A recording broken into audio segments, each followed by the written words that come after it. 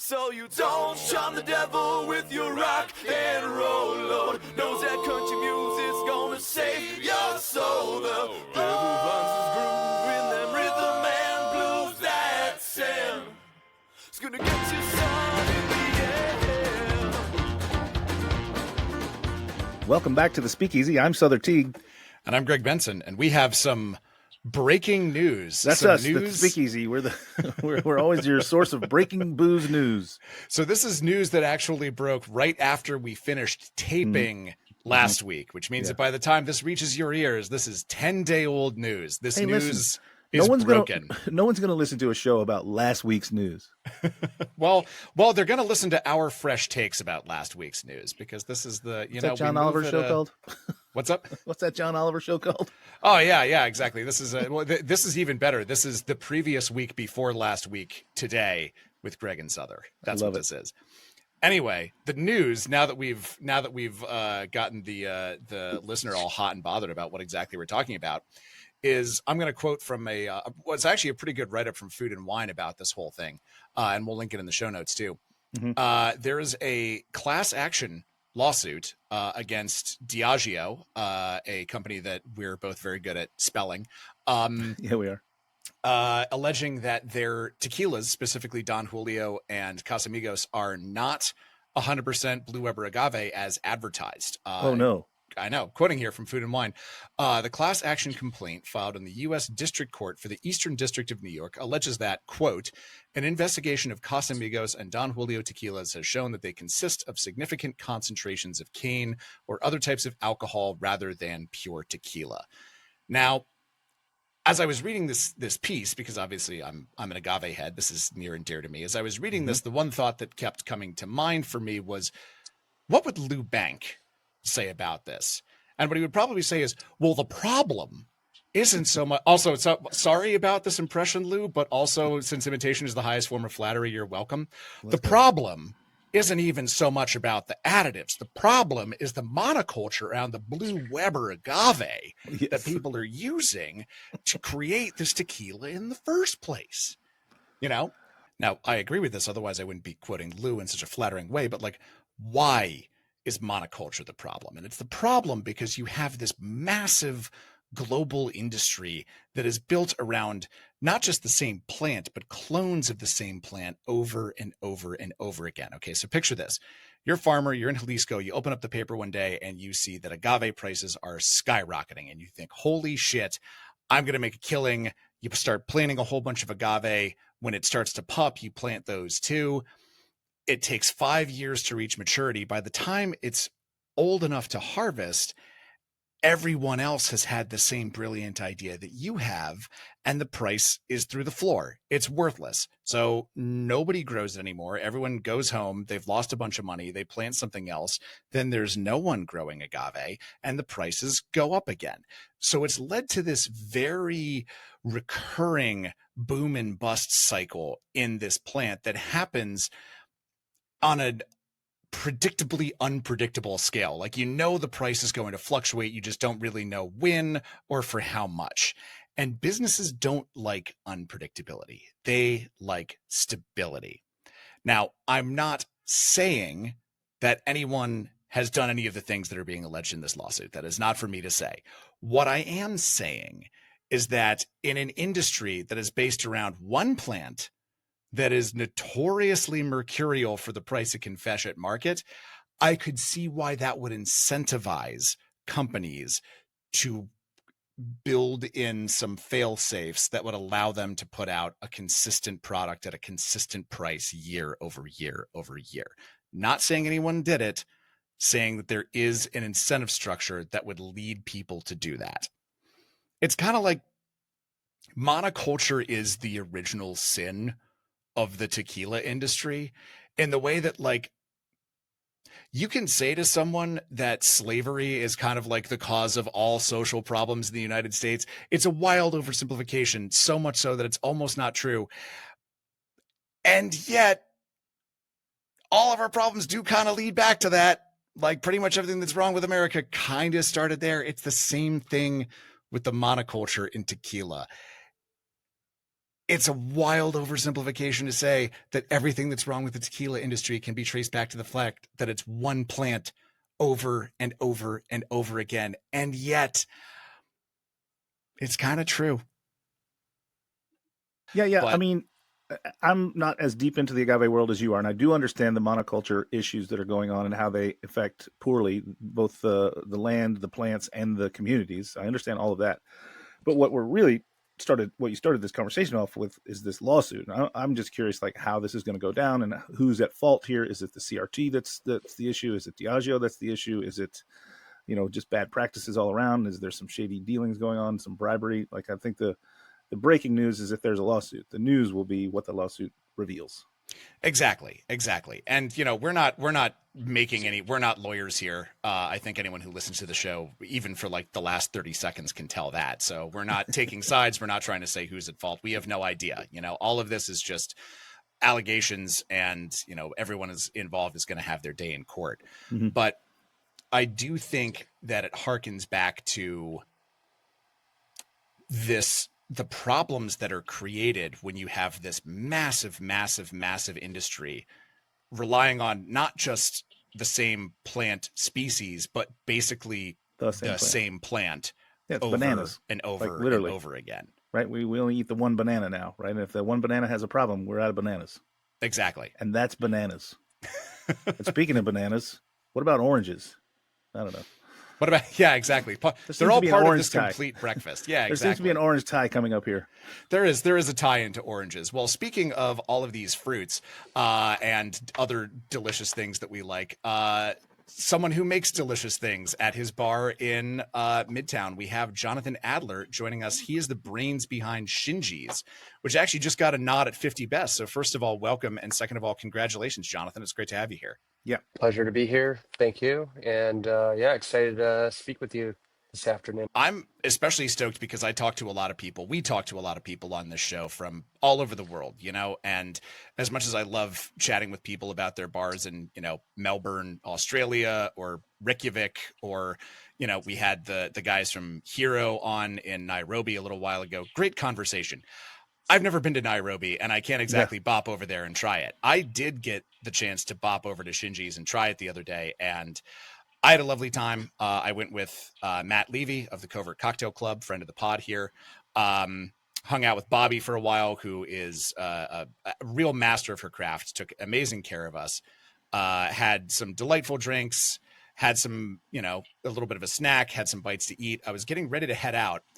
And then I got a text from a friend of mine that said, hey, this is last minute, I know, but what are you doing? I have a spot at Shinji's for a media spot in an hour. So I took a little lap around the block. I put some buffalo wings in my face, so I wasn't going to be, going 10 cocktails deep on an empty stomach. And then I came back and had another wonderful reservation. I think, I had prepped I told Bobby, I was like, you're probably going to see me again in an hour. But I did wonder if some people that were sitting at the bar were looking at me like, is that the same guy? Is that the same dude that came back here? Nice. I really loved it. It was a good time. And Both you're not times the only in the one. same day. It was a Yeah. good time. Yeah, glad Does to that hear you're happen not the only frequently one who to a does lot of that. people? Once every few weeks, we'll see someone at the very beginning of service. They'll go to dinner and then they'll come back because they had such a good time. They're like, oh, we want to get a drink afterwards. And what's the point of going to another place if I had such a good time here in the first place? And I really like to see that, and I'm kind of a creature of habit too, in terms of my the places that I go out to eat and go out to drink as well. So, I can appreciate that. That's a great business model. You're literally getting them coming and going, right? They come in, they have a drink, they go into the back and have dinner, they come back out and have another drink. It seems perfect. Listen, I want to talk a little bit about what you and I have something in common, right? We're both culinary school graduates. So you're sort of, and then, but you went on and then became a certified sommelier, right? And now you're behind the bar. Like that's the triple threat in our game. Talk a little bit about how those experiences have led you to being the leader of what's now, one of the world's most recognized bars. So, I mean, yes, I did cook for quite some time in my career, spent the majority of it in New York City. I moved here in 2009, went to culinary school at ICE, which used to be located right near here on 23rd Street.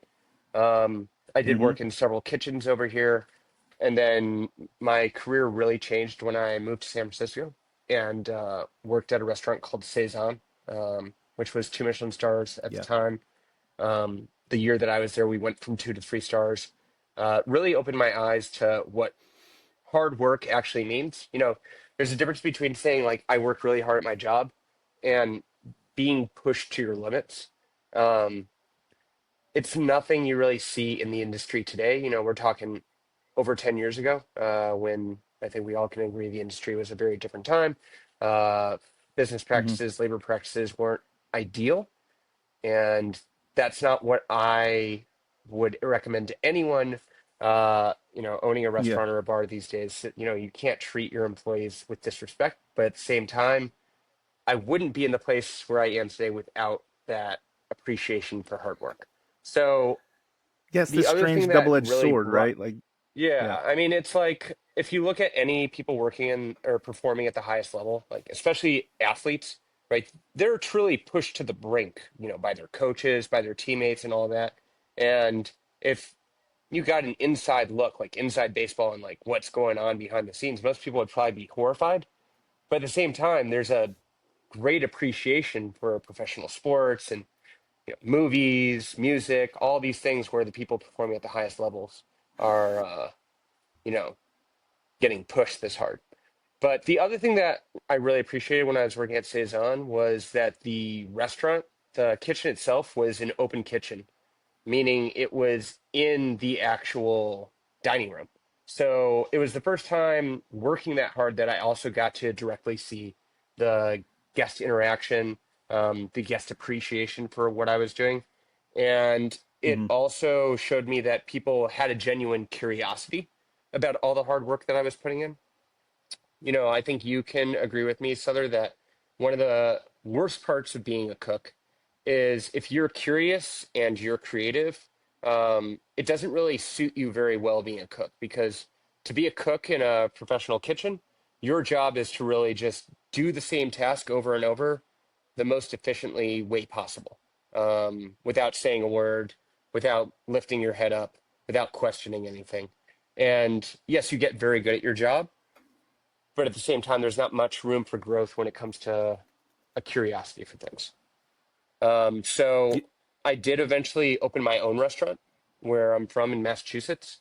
And I was the chef there, but I also got to participate in the bar program as well as the front of house and training the service staff and interacting with the guests and all that. And I'd always had an interest in cocktails, but it was my first time really seeing that as a bartender, it's kind of the ultimate hospitality position because you get the discipline and the creativity that come from working in the kitchen, but you also get to have the knowledge and the gratification of serving guests, and having that instant reaction from them.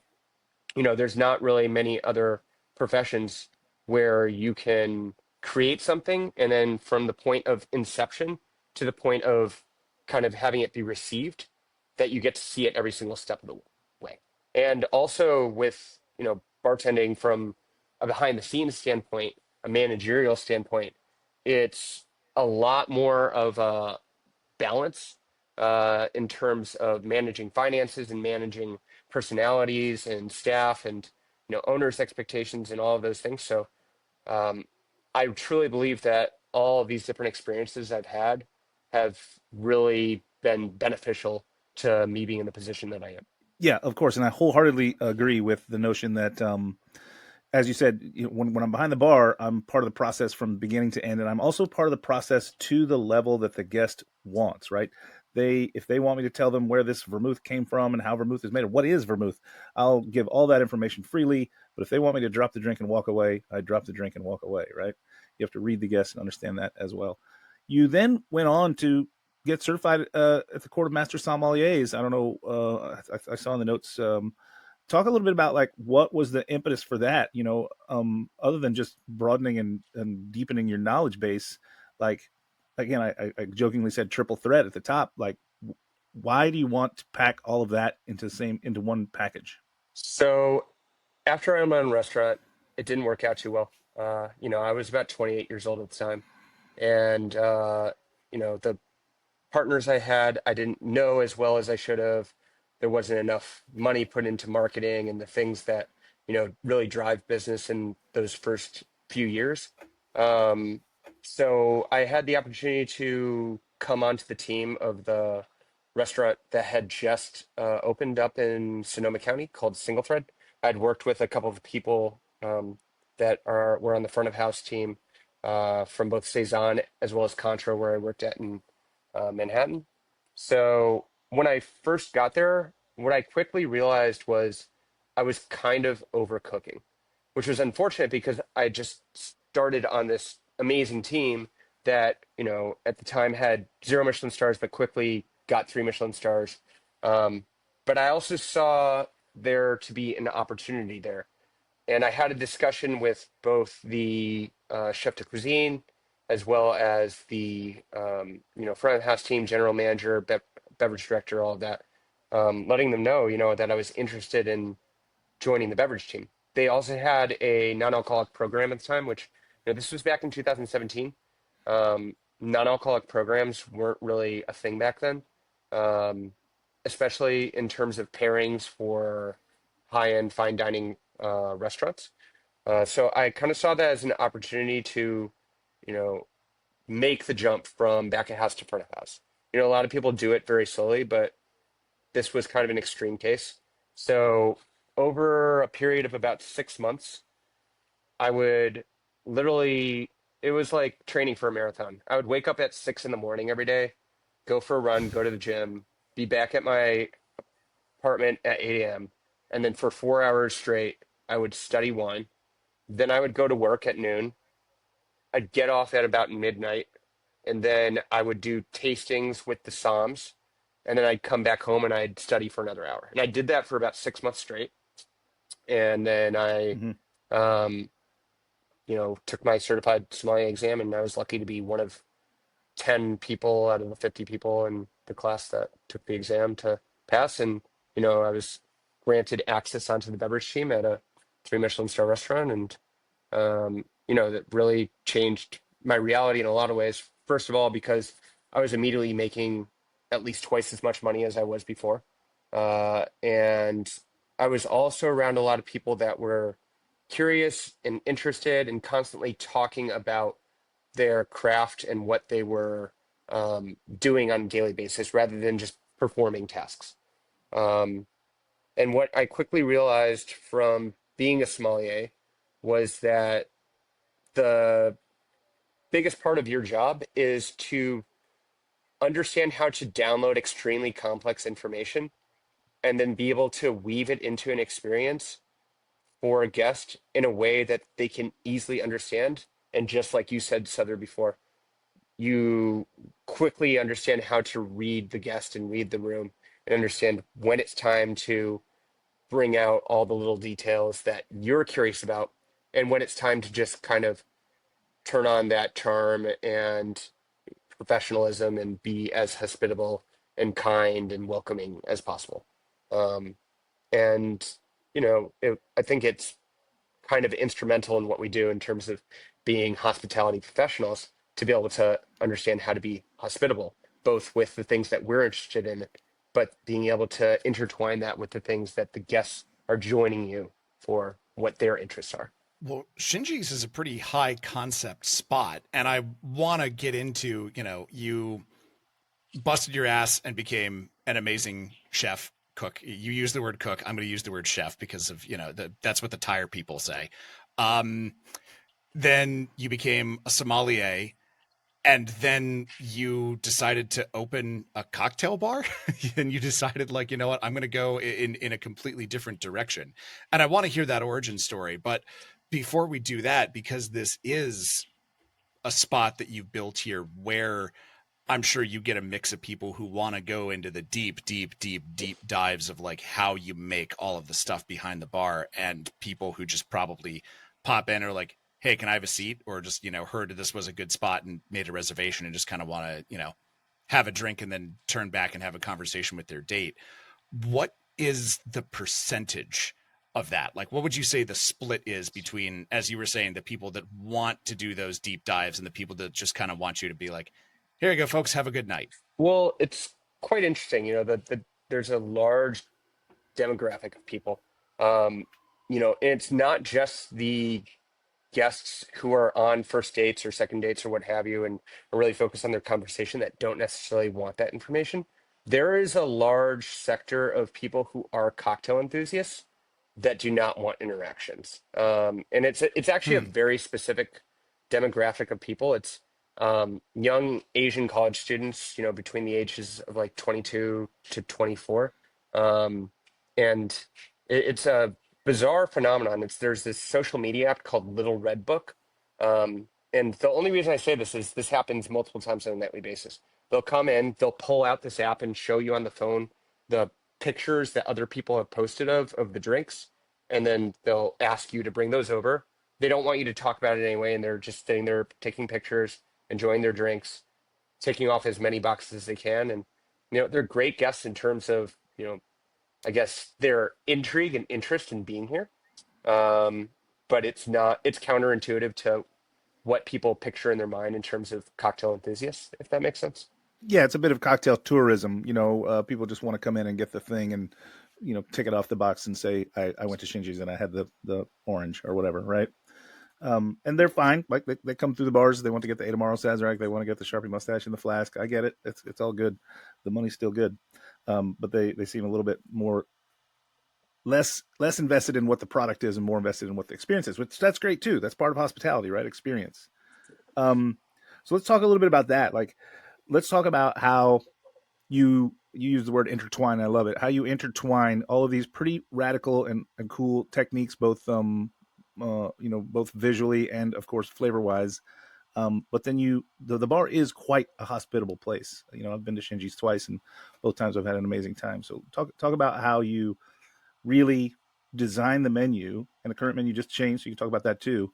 How you really design the menu to be both beautiful and delicious, but also really wrap it together with the hospitality that you serve. So I think it's always important to understand where Shinji's, I think there's a good place to talk about the origin story of Shinji's. So Shinji's is not a standalone bar. It's located in front of an 8-seat sushi omakase restaurant called Noda. So Noda has been in existence since 2018. It used to be located on 28th Street, 8 blocks north of us, right near where the old Nomad Hotel is, and across the street from now where the Fifth Avenue Hotel and Portrait Bar are. So Shinji's was opened, or sorry, let me backtrack. Noda was opened back then, and the star of the show is Shigeyuki Tsunoda, who is our chef back there. So Shinji's is named after a man named Shinji Nohara. We're all familiar with Anthony Bourdain. If you watch the very first episode of television he ever did, it was on a TV show called The Cook's Tour. It's him and this man, Shinji Nohara, who's showing him around Tokyo to all of these places that if you're a Westerner, you just won't have access to in Japan.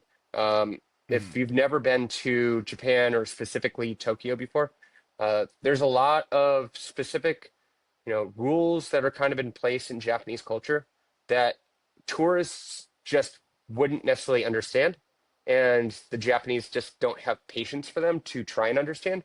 So what they do is they just don't advertise a lot of these places that the rules and the culture is extremely strict.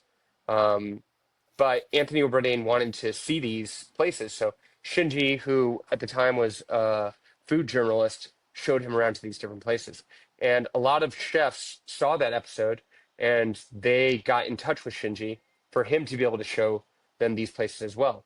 So eventually Shinji made a business out of this. So he will take anyone who, will pay him a daily rate and cover his expenses to different places. They don't have to necessarily be fancy places, but just places that you would not be able to find if you were a tourist or a Westerner or someone who didn't know. So when our partners who are responsible for Noda and Shinji's were looking for a chef, Shinji is the person who introduced them to our chef at Noda. So we did relocate Noda in 2021 to its current location on 20th Street between 5th and 6th, with the intention of opening up the cocktail bar that is now Shinji's in front of it. So the reason we call it Shinji's is we're naming it after the man who's not only responsible for Noda, but he is also responsible for opening up doors to possibilities that not only you wouldn't be able to experience otherwise, but all are also unexpected. So when it comes to Shinji's, we are an 18-seat cocktail bar in front of a very fancy omakase, but we don't take ourselves too seriously in terms of being stuck up or being too buttoned up. Um, when it comes to our drinks, they are focused on extremely high-end modern technique, but all of that is really just to bring people through the door. Once you come in here, I think where we really shine is the hospitality and what we bring to our guests in terms of our interaction and our service. Um, but when it comes to the menu itself and the drinks, yes, they're very high and technique oriented. So the new menu is now kind of broken up into sections. The first section of the cocktails are experimental shots.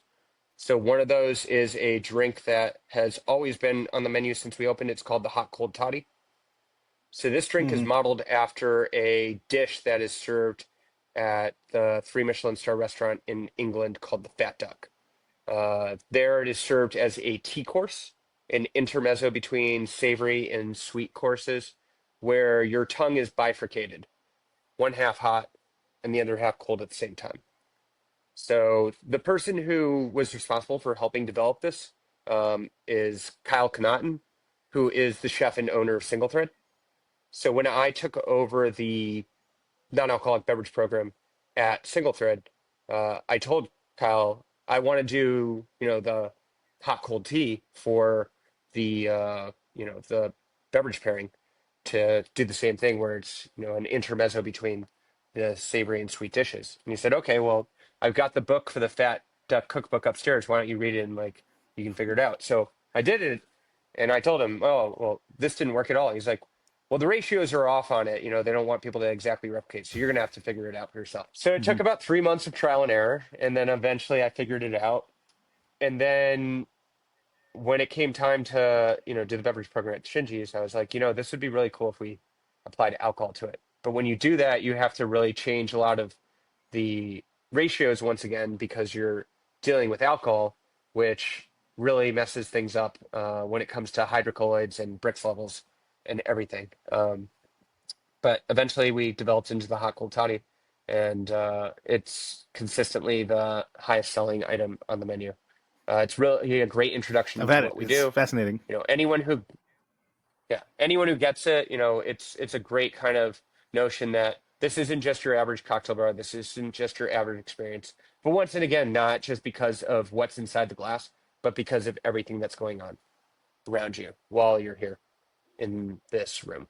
Yeah, it was. I got it just sort of dropped off right when I first arrived at the bar last week, which was a very lovely gesture, and it does do a wonderful job of sort of priming you of the experience to come, right? Because it's served in a teacup and it has this little sort of barrier, and then the barrier is removed and you have to drink it so that you can still get that sensation of half of the drink is hot and half of the drink is cold. But it is a sensation unlike anything I've ever really experienced before, which is a sentence I don't get to say very often. I've lived a very long and lucky life in the bar industry, and I've gotten to try a lot of really wild shit. So the fact Mhm. that like this experience of half my tongue is hot, half my tongue is cold, my poor upright eight brain is struggling with this, but it's still a very pleasant sensation was entirely net new to me, and I really enjoyed it. And that was a primer of what was to come for the rest of the night. It was an eye opener of, don't expect this to be run of the mill. And that was further enforced with the next drink that I got, one that we sort of teased earlier, and one that I think is a good encapsulation of your high technique but welcoming and playful philosophy you were talking about, which is the Tropicana. Can you tell us a little bit about what the Tropicana is? Yeah. Yeah, so the Tropicana is modeled after the, late 80s orange juice commercial where the lady takes the red and white straw and pushes it through the real orange and drinks out of it. So, I set out to say, well, let's make that happen. But at the same time, everything we do at Shinji's is for a purpose. It's not just for show. It's not just for, realizing like, oh, like this is like TikTok clickbait or whatever. Everything has a genuine purpose with it. So when it comes to the Tropicana, the drink is actually inside the orange. Now we don't pre-make the drink inside the orange, but the vessel is a frozen orange, which is a 2-day process to make. So the first day, we cut the bottom of the orange off, we scoop it out with a grapefruit spoon, and then we kind of leave it to uh, kind of air dry in the walk-in fridge, which just kind of helps firm it up. So that way, the next day we fill it up with a water balloon because the orange has been kind of air dried for that period of time. It allows the balloon to expand a little bit further to be able to hold the entire drink inside. And then we place the orange with the water balloon inside of a blast freezer. So a blast freezer works like a regular freezer in the same way that a convection oven works like a regular oven. So it circulates the air inside it. So normally cold air condenses, so it's going to be colder on the bottom of the freezer than on the top. So when we first opened and we tried this using a standing freezer, we realized that there are different pockets within the freezer. Ones would be colder, ones would be warmer. So you'd get oranges that would burst at the table, and then you'd get oranges that would be way too solid and wouldn't hold enough drink. So eventually we invested in this blast freezer, which circulates the air inside. So because water freezes directionally, it forms a sphere of ice around it, just like when you're, making clear ice inside a Coleman cooler or whatever. The orange itself acts as the insulation. And after about 45, 50 minutes, we pull it out. We take a little punch out of the side of the hole with a little metal punch, and then we push a hot soldering iron through. So it allows us to create a hole right through the sphere of ice, and then we dump all of the water out. We save the insides for another drink that's on the menu now, and then the orange vessel gets put in the fridge, and then when it comes time to make the order, we, shake up the cocktail and we pour it inside.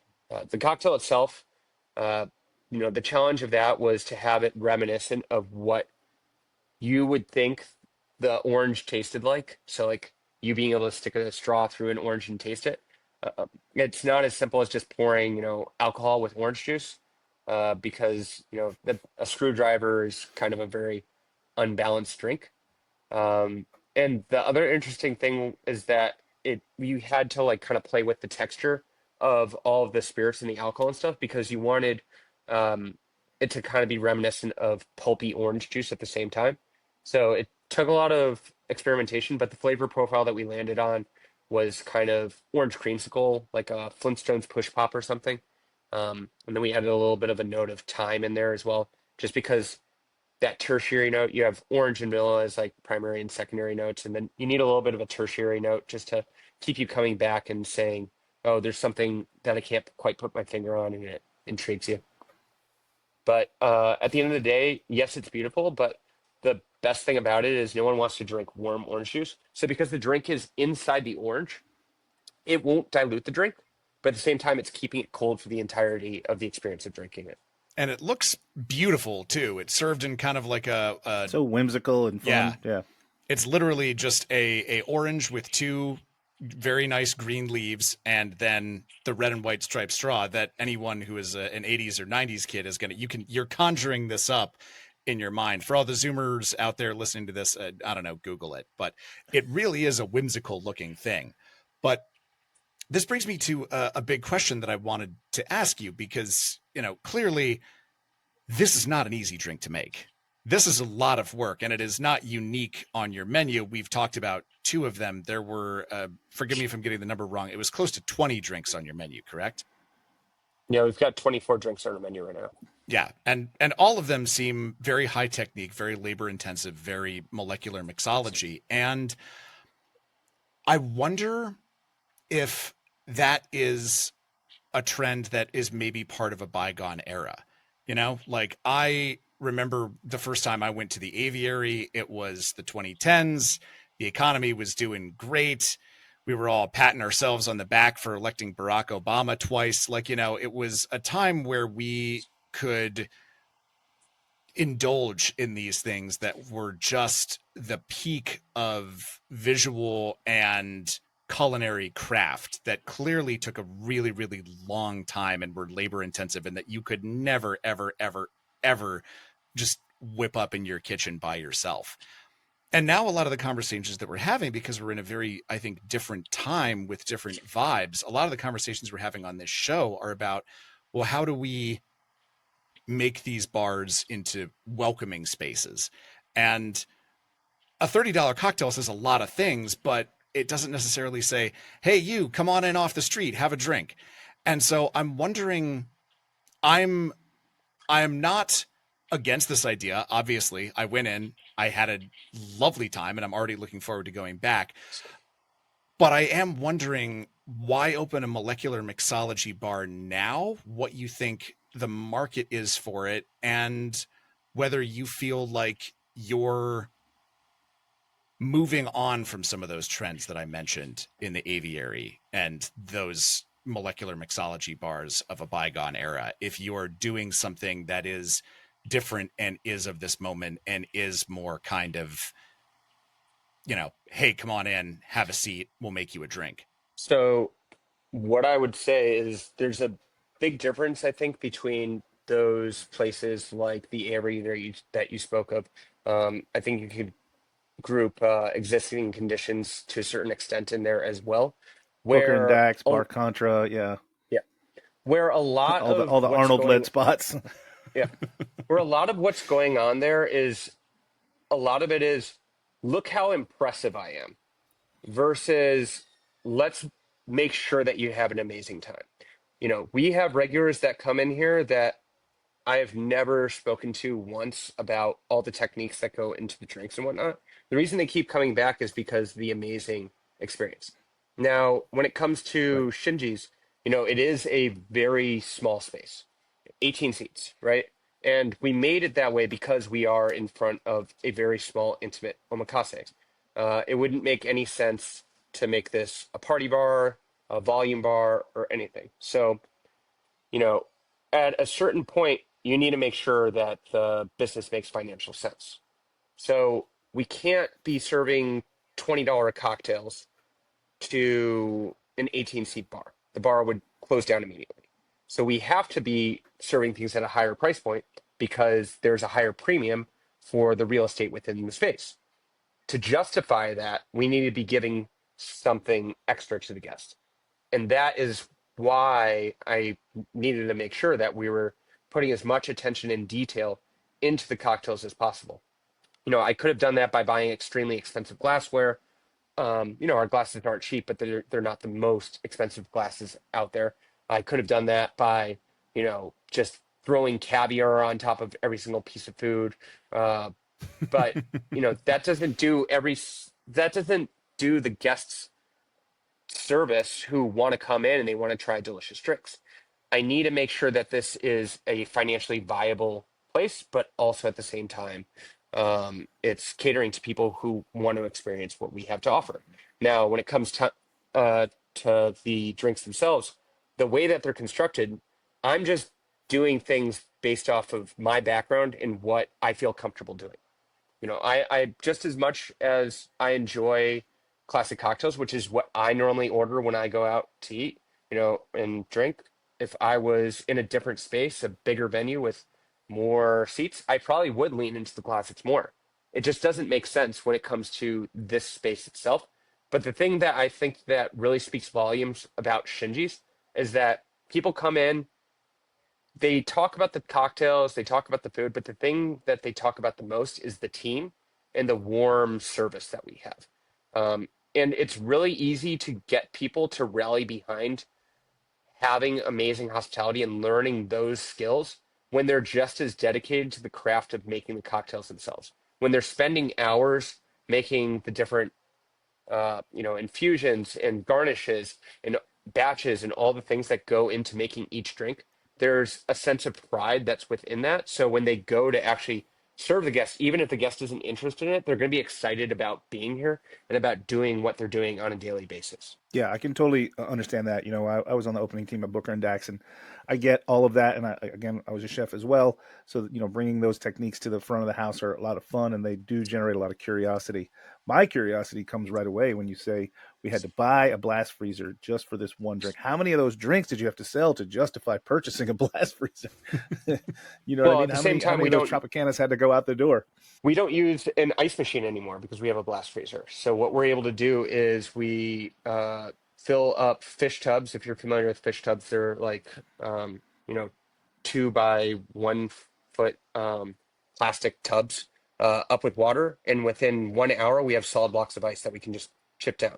How many times have you worked at a restaurant or a bar and you're just throwing money in the trash because you're constantly fixing your KD machine, right? So we figure out Hmm. other ways.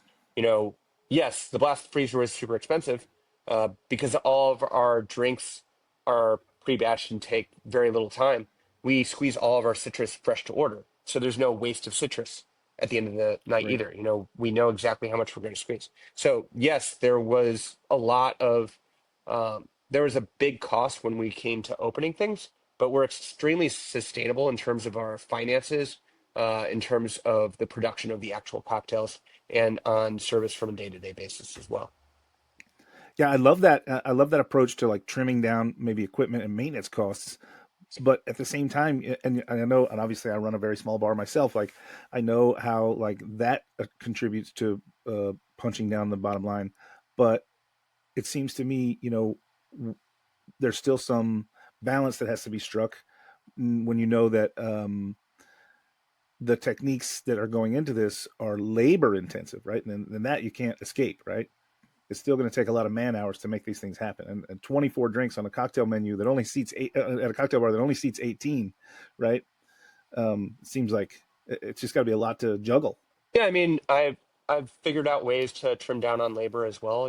We started with a very specific team, a robust team, and at this point, I am not only the beverage director, but I'm the de facto general manager and de facto chef as Mm-hmm. well, meaning we have set recipes.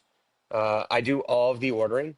If the kitchen needs any help with anything, I'm not going to physically go down there and start cooking food, but you know, I've made the menu streamlined in a way where we can run with one cook and one porter who flexes between, Mm-hmm. cooking and washing dishes and glassware during service. When it comes to all of the scheduling and the payroll and the hiring and firing and all of the admin and finances and balancing P&Ls and all those things. That's me who's doing all of that stuff. So um, that definitely cuts down on the labor, and it allows us to pay our bar staff higher hourly wage to be able to do these production shifts. So they're the people who are involved in it as Cool. well, and it allows them to talk specifically about what they're doing. There's a lot of these high concept places that have a dedicated prep or production person, and then there's a disconnect between the people who are serving the drinks and those who are making them. Everyone who works here 100%. goes through they go through a very rigorous, regimented kind of training program, and it's not after at least a minimum of 6 months that they even start getting to do production, because that's the most important part of our program by far.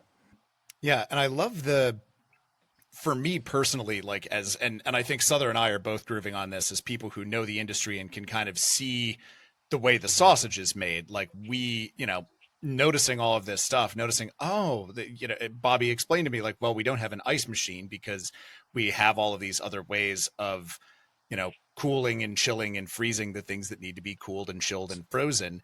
And so that cuts down on uh the cost, as you said, of maintaining and repairing an ice machine, well, I'm sure also making it a lot more intellectually interesting for everyone that works there. I had a drink. People who know me know that I'm a huge carrot fan. It is a load bearing part of my personality, is that I love carrots. And so you had sort of a carrot cake inspired drink on the menu that I had that had the carrot greens on top of it. And anytime I see carrot greens on a menu, I get so happy because there's so much flavor in those things. And the fact that 99.9% of the time they wind up in the trash, I think is a travesty.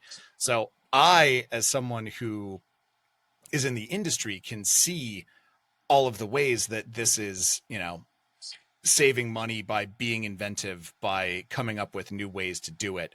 I guess my concern though is I wonder if from the outside this molecular mixology concept, this very high technique thing, feels like a barrier to some people. And I'm wondering if that is that something that kind of keeps you up at night, or is that something that you've found ways to work around? Or alternatively, are you like, look, I mean, yes, you know, we're not a budget spot. That's not the niche in the ecosystem that we're going for. I guess I just wonder what part of your brain that takes up.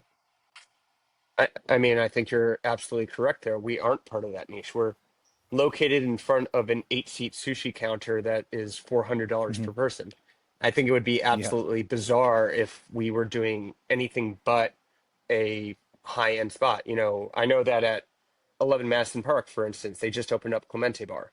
It would be absolutely gorgeous. bizarre if you went upstairs to Clemente Bar and it was a, party spot that was doing volume. You need to Pickleback read specials the all room, night I long. guess, right?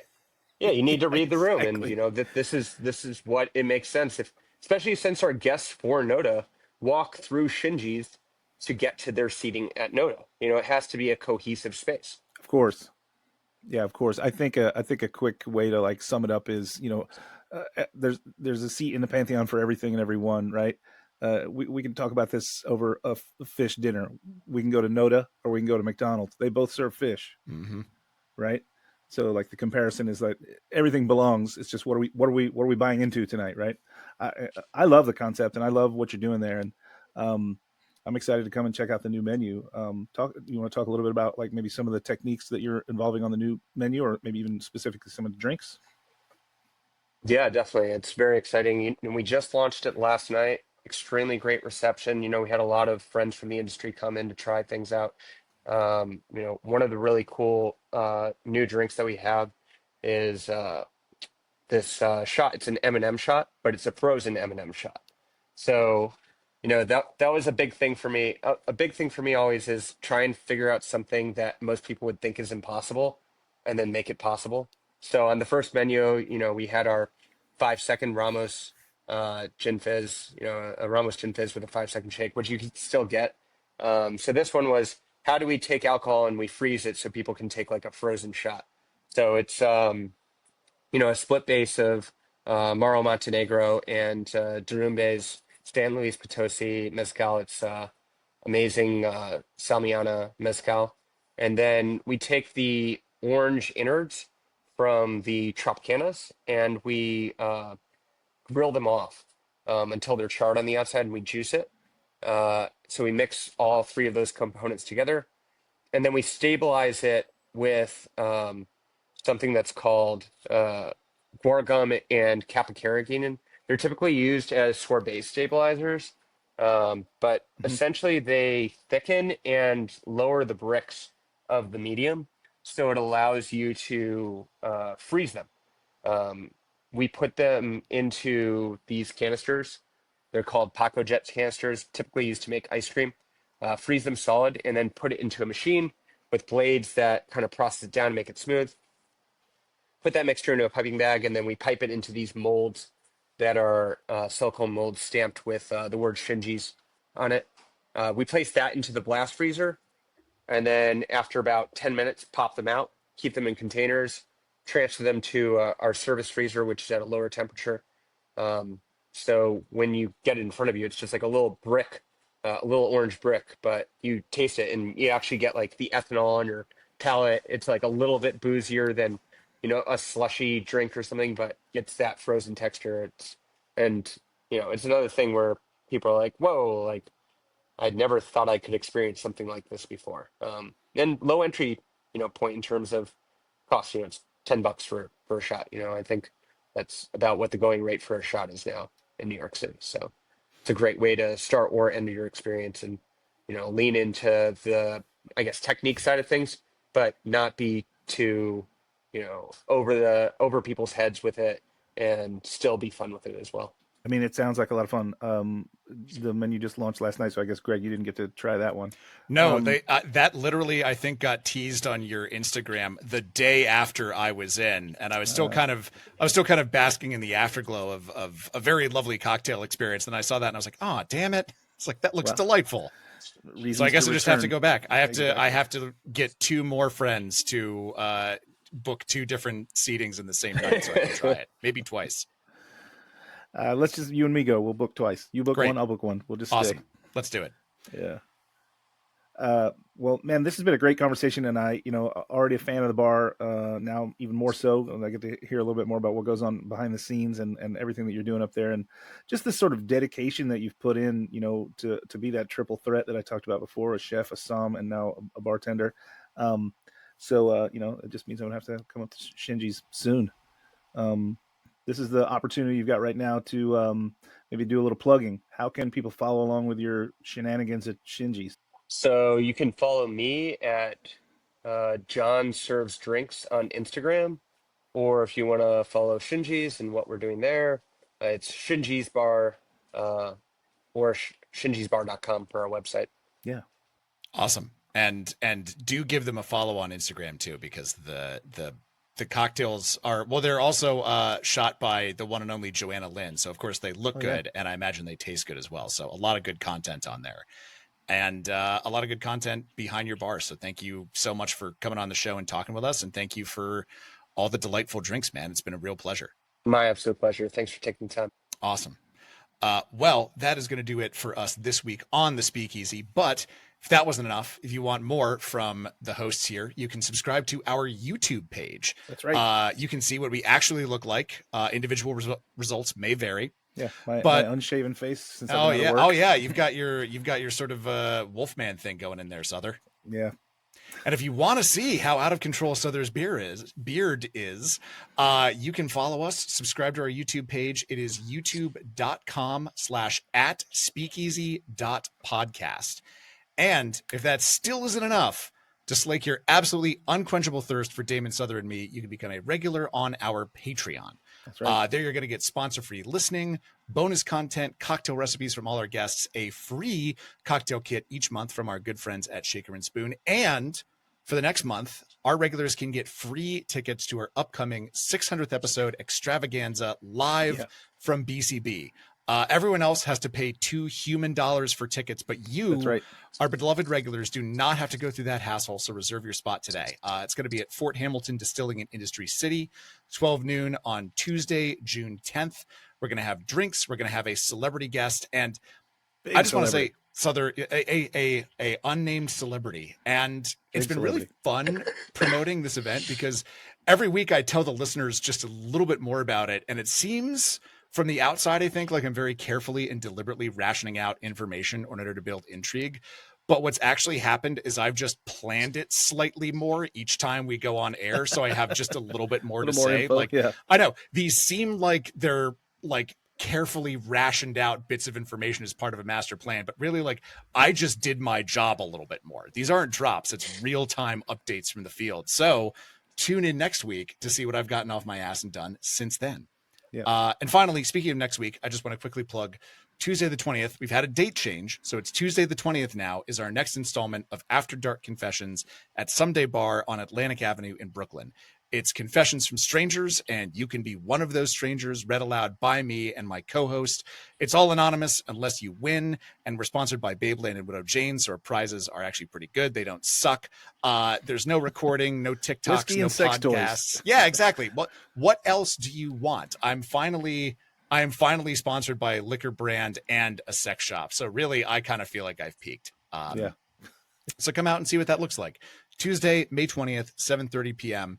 And be sure to tune in next week for episode 599. Wow. When our guest is going to be Jackie Williams, fittingly enough, who is the brains behind BCB. Yeah. So we're going to be giving all sorts of sneak previews. Maybe we're even going to tell you who our celebrity guest is. I don't know. You'll have to tune in and find out.